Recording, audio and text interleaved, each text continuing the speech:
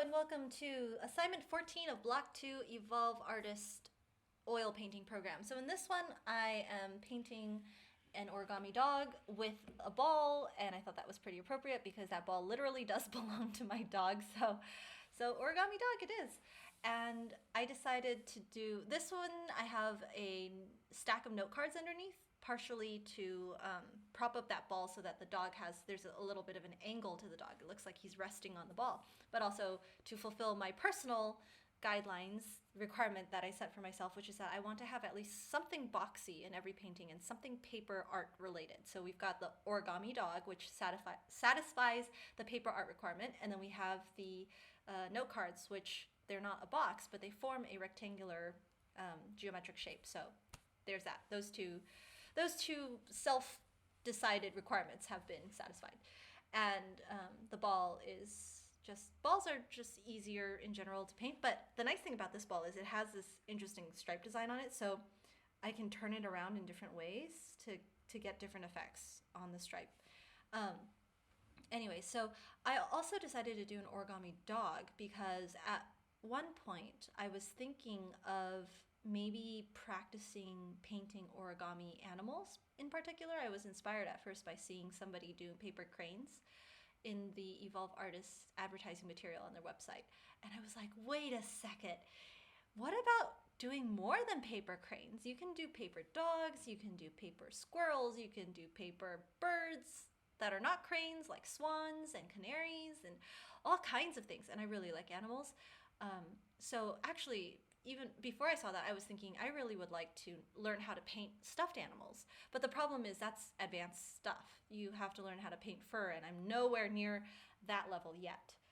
We're just doing very simple, flat material. Paper is good. Anything that's not shiny or reflective for the moment is good. So I was like, okay, so I can't paint real animals yet because I'm not good enough for that. Can't paint stuffed animals yet because I'm not really good enough for that yet either. So what can I do instead? Origami animals, and starting with this dog, because this dog is fairly simple. It's very geometric. There's just rectangles and triangles, and I mean there's a little bit of like paper creases and things like that I can do with it, but nothing too extreme. I think this is the assignment where we start to be able to do a little bit of reflections and highlights.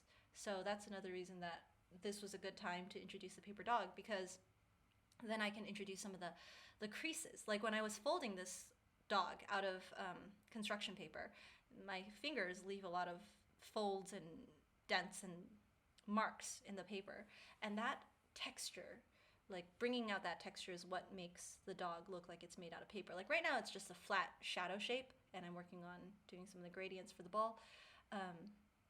But once I start doing the reflections and highlights on the paper, or on the dog, you'll see that it really does start to look a little bit more like construction paper, which is so cool.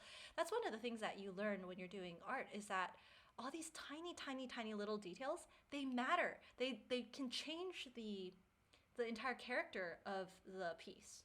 So anyways, when I submitted this assignment, I got some feedback on the ball. The stripe actually should have been all in light rather than light edging into shadow. I thought I saw a bit of a shadow, but I think it's really more of a light thing. Oh well, good practice for gradients anyways.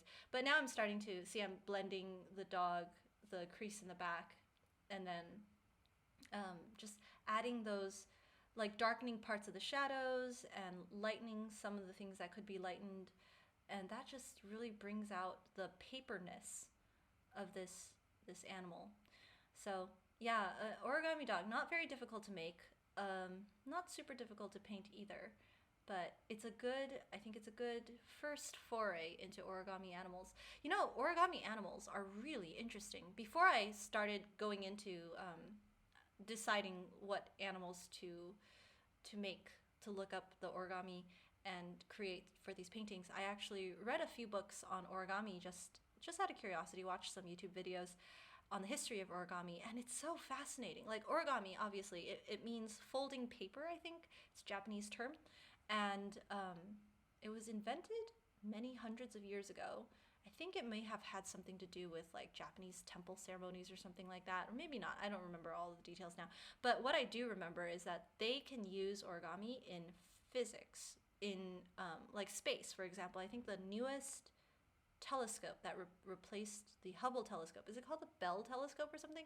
They needed to get a large, I don't know exactly what it was, but it's just a really large flat thing out into space.